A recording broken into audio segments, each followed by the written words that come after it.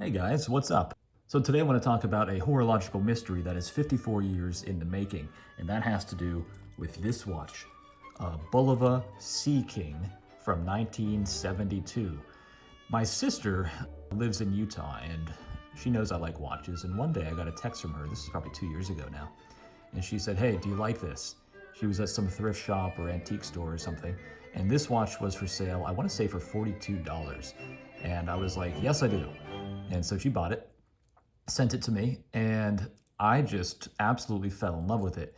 You guys can see on the dial, it doesn't say Sea King, it says Willig Freight Lines. And the reason for that is because on the back, let's see here, you can see there was an engraving. I will do a macro shot so you guys can read it a little bit better. But it says 1972 Safe Driver Award, George M. Bruce, San Francisco line driver, 22 years. So this guy worked for Willig Freight Lines for 22 years and was a safe driver, a good driver, I guess. And this was his reward because back in the day, companies actually appreciated their employees and gave them gifts that they'd actually use, as opposed to things like last year at my job, they gave me a cheese cutting board. They gave me a bag that I would never ever use because it's like a fanny pack. I got a polo shirt once. I mean, I can't even imagine what I would do if I opened it up and saw a gold-plated watch. I'd probably piss myself. I'd puke right there. It'd be so overwhelming for me. But yeah, those days are long gone. 1972 was a long time ago, I guess. And this little beautiful jewel is kind of a time capsule from that era. As you can see, 54 years later, I'm not 100% sure because this watch only came into my life a couple years ago, but keeps pretty much perfect time. This watch has been ticking now for a couple of days. I've been wearing it. And yeah, I mean, pretty spot on. It's not perfect. I've never hooked it up to a time grapher or anything, but I mean, come on, 54 years, no servicing. One thing though, the date on this no longer turns over. And that's my fault. I broke the date on this. I was impatient. I was trying to switch the date and I felt a little bit of resistance at one point, and I was like, yeah, fuck that, boom. And I just pushed past it. No one's fault but mine. As for the case size on this, guys, it's 36.73 millimeters. I measured from the 2 to the 8. The height on it, it's got a little bit of a domed acrylic crystal, 10.07 millimeters. The good thing about acrylic crystals is that, if you have it on a black watch, maybe that's kind of an issue because you could really see the scratches if the dial is black. But if you have a white dialed watch or a gold dialed watch like this one, an acrylic crystal, I mean, this thing has to be scratched up. If you turn on the right light, you can kind of see it. But you'll never notice it with your naked eye. So 54 years of scratches. Maybe they buffed it out at the antique shop that my sister bought it at, but I don't know. I've never had to buff it out, and I've been wearing it quite a bit, so I think it's really, really great. I don't fear acrylic crystals if they're not on a black dial watch. The lugs on this, the strap width, 17.62 millimeters, so basically 18 millimeters, and the lug to lug, 40.15 millimeters. Anybody could wear this watch. It just, let's see if I can get it on my hand here though. This bracelet is aftermarket. This is not what the watch came with. I know that because I've seen a lot of pictures on eBay of this watch. But I mean, it fits perfectly.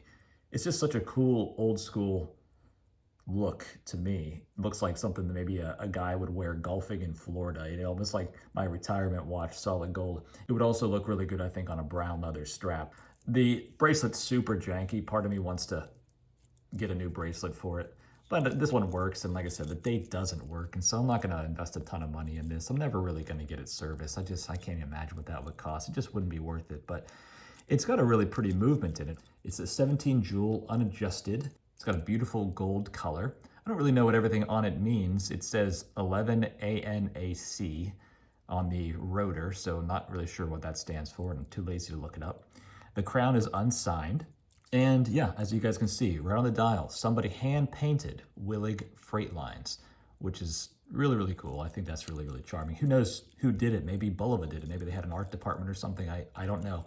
And at first I thought it was definitely just printed on with a machine, but when I did a macro shot, I realized, no, this is definitely hand-painted. So really, really cool. There used to be loom. I mean, there's still loom here on the hands and on the 6, 9, and 12, but it's tritium. And so sometime, this watch is from 1972. Tritium typically lasts 25 years. The naked eye can see it for 25 years or so. And sometime in 1997, I assume, when my 14-year-old ass was sitting in a theater watching Jackie Brown, the tritium died.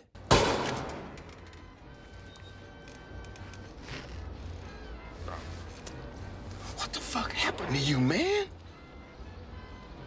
Your ass used to be beautiful. One thing that's really cool about these Bulova Sea Kings is that on this model, the Willich Freightlines is in its place, but typically speaking, it can say a few things down here. It can say Sea King, automatic. Sometimes it doesn't say Sea King, but there's always a whale. It looks like a sperm whale or something. And I just think that's really charming. Back in the old days, watches used to have lots of charming things written on the dials, printed on the dials, written on the back. Nowadays, it's so boring.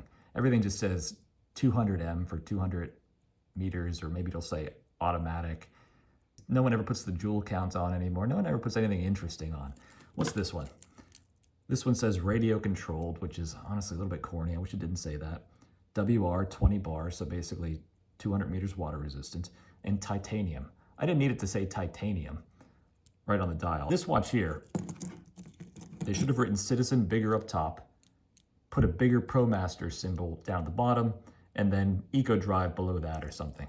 This to me just looks like a bit of a mess. I love this watch. I wear this almost every day. This is pretty much my watch, my go-to watch. But it's not perfect. Back to this one. So yeah, guys, I just think really, really charming. I always wonder every time I put it on, who is George M. Bruce? Is he still alive? Is his family still alive? Are they still up in San Francisco? Probably not, because California's priced everybody out. I don't know though.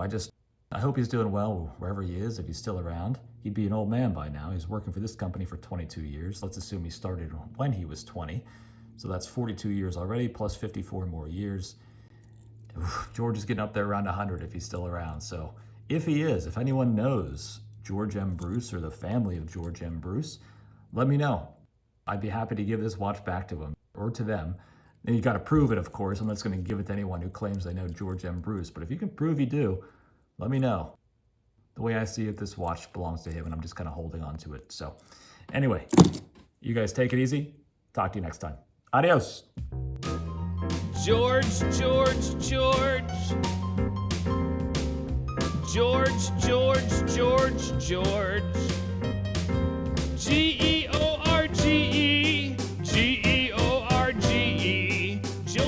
George, George, George, George, George. George, George, George, George, George.